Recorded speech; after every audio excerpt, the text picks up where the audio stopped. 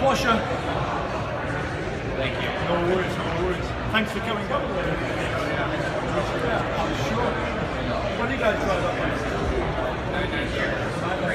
You drive? Oh, awesome. Kicking butt out there? Well, that's good.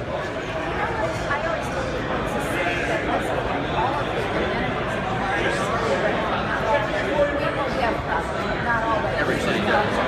And you have real neighborhoods. We do. And we have Porsche. Mike's doing what the Porsche guy should be doing. He's at the racetrack. He's at Mid-Ohio driving his fleet there. So maybe do like one thing. That's cool. That's an awesome car. Of course, he didn't have a show. I didn't order. I ordered on my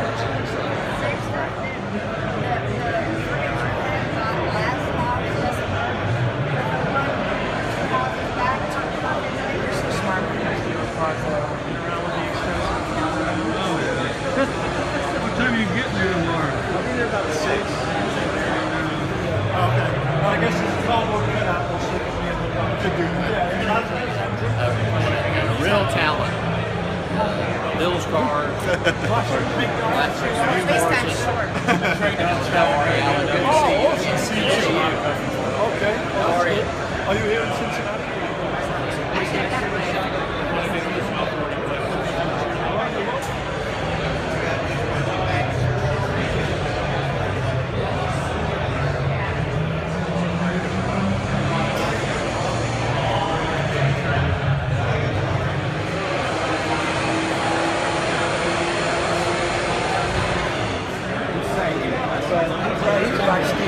A lot of us guys are not balanced.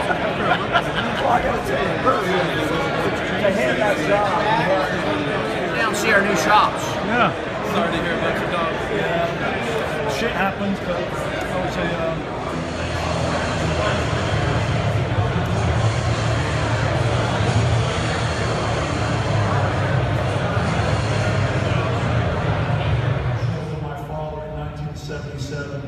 I saw that white Martini Porsche Turbo on display.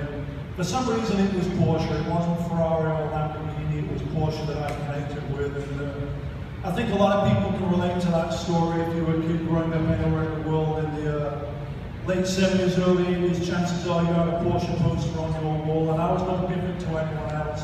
You know, I believe that as dream starters, it wasn't really a big deal. But like anything, when I'm chasing cars and probably you end up becoming a good listener. You listen to these guys telling you stories about how they acquired a car.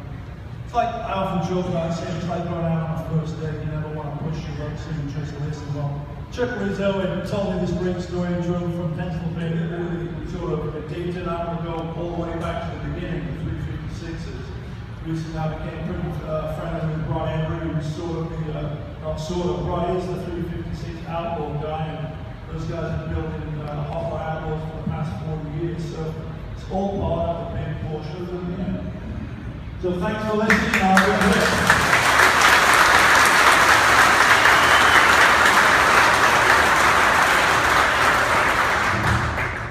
First became enamored in '71. We bought our first Porsche in '92. Today we own too many of them.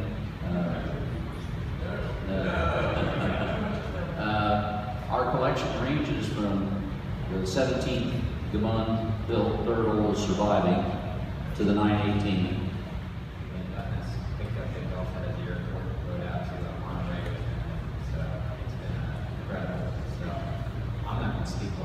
Last year, and whilst I was in Tokyo, I visited his setup, and the Kai is just an icon. I mean, Bob touched on earlier on about Rob Dickinson and myself being two English guys in LA and rock and roll, playing around with Porsches, and the connection's the same that we all share. I spoke earlier on about it doesn't matter whether you speak English, German, or Japanese, you speak Porsche. And when Karen and I were in Tokyo 2 weeks ago, we had a translator, but we didn't really need it because the shared bond is Porsche. And to answer your question, I visited the Kai's facility. It's unbelievable. Everything's just left out there on the street. like, no one messes with this stuff? He goes, no, nobody touches it. It's a Japanese culture. And I made a video in Tokyo that's coming out called Tokyo Outlaw, and then I made a separate film with Nakai. And probably 14 RWB guys where I was driving with Nakai. And if any of you have ever gone to Tokyo, it is very much like the movie Lost in Translation. And I say it's like being Blade Runner on a roller coaster, because the driving experience is everything's elevated and it's rather fast paced. And they have this loop that goes around the city. Some of these guys are doing over 200 miles an hour on this loop. It's pretty unbelievable. So my experience with Nakai has always been a really, really positive one. I love the work that he does. I also love the work that Robert Singer does. I've known Rob for a dozen years, and he's set the bar really high. But the great thing about Porsche is, like I say, there's a big slice of the pie that we can all take a taste of, and each one of us are doing our own interpretation of our own sort of custom car. So that's the great thing about Porsche, and the great thing about being in Japan driving with Nakai-san in his RWB. So they've got a really cult following. So check them out if you can, Singer and RWB.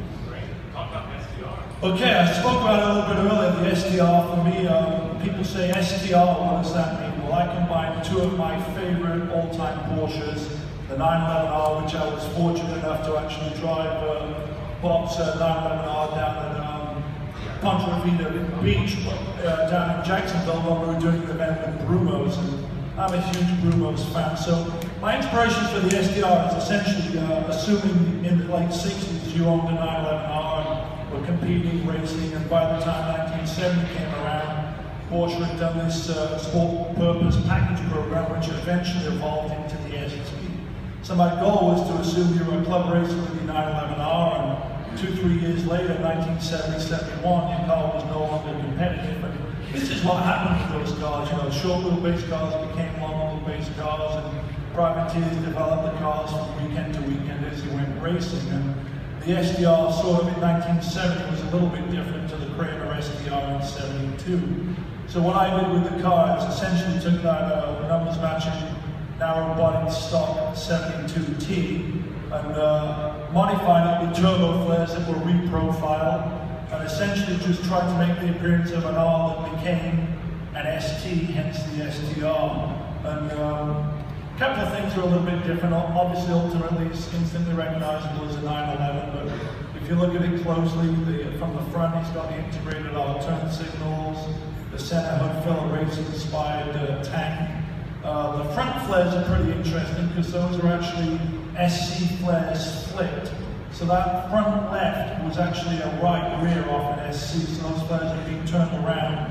But if you look at the whole edge, it's being rounded off, it's no longer square, it's got this rounded profile. The rear flares are turbo flares that are being reprofiled, and then to the rear it's got the R-inspired turn signals that have been integrated, and then the louvered deck lid. And then underneath it's actually running a short throat 3-tube motor.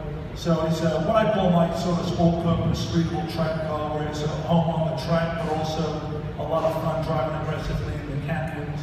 I think I probably put about 2,000 miles on this car before it went into the Ingram collection.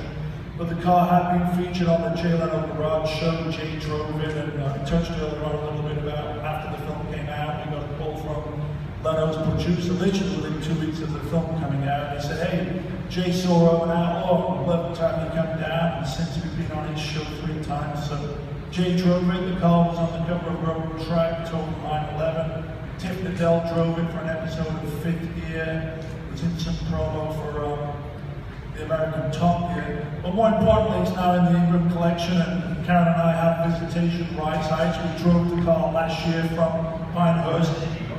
Yeah, I drove it from Pinehurst down to Fort Bragg as part of the Wounded Warriors charitable road. So I have to offer to loan me the car, so I want to make a video in New York called New York Outlaw. And I think what better vehicle to do it than the STR. So that's my backstory, and Bob can probably tell you a few things. Well, the day I was with Matt, we've been together several a lot, and we drove over the pass in this out in Los Grandes Pass. And there was a lot of exotic cars out there, you know, Lamborghinis, you name it.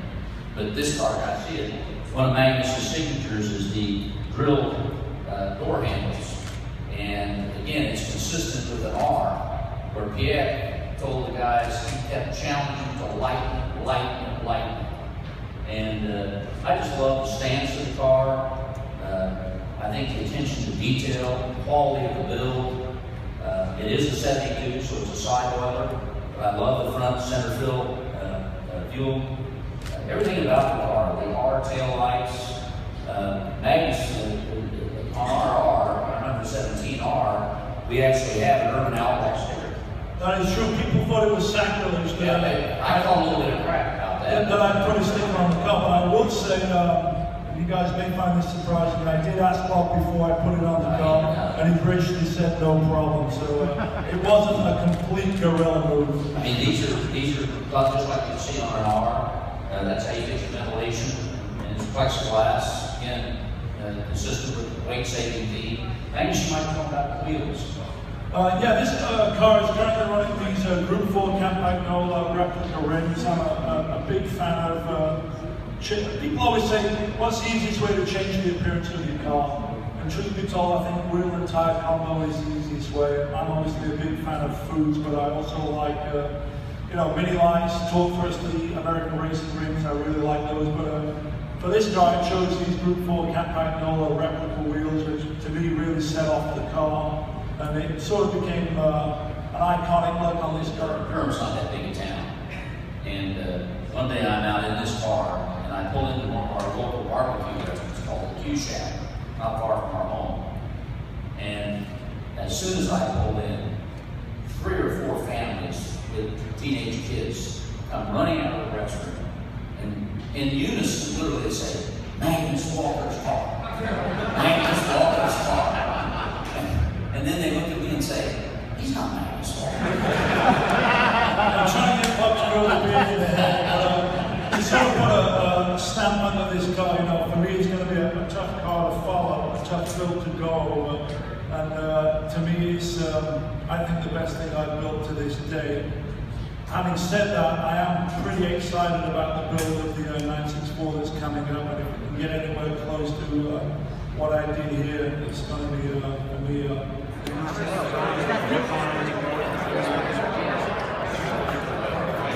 Needs to get somebody involved with their promotion. Thank you. Get in. Hey, Dave. Dave, nothing to do with this. Dave, why don't we go through that door back there? Okay. Yeah. Okay. That'd be great. Yeah.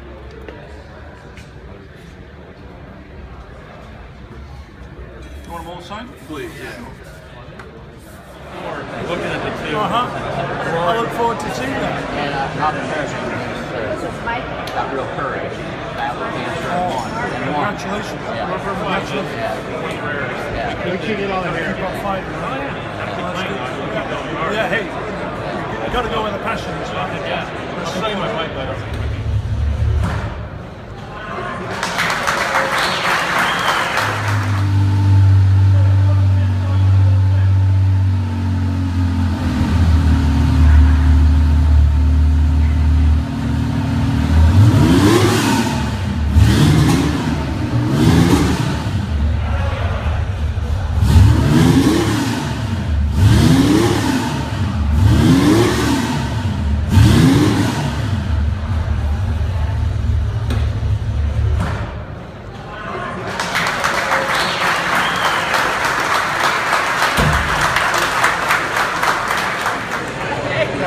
The Porsche equivalent's a Boxster. Come on. Get a Boxster, same but different. Well, hey, good meeting you guys.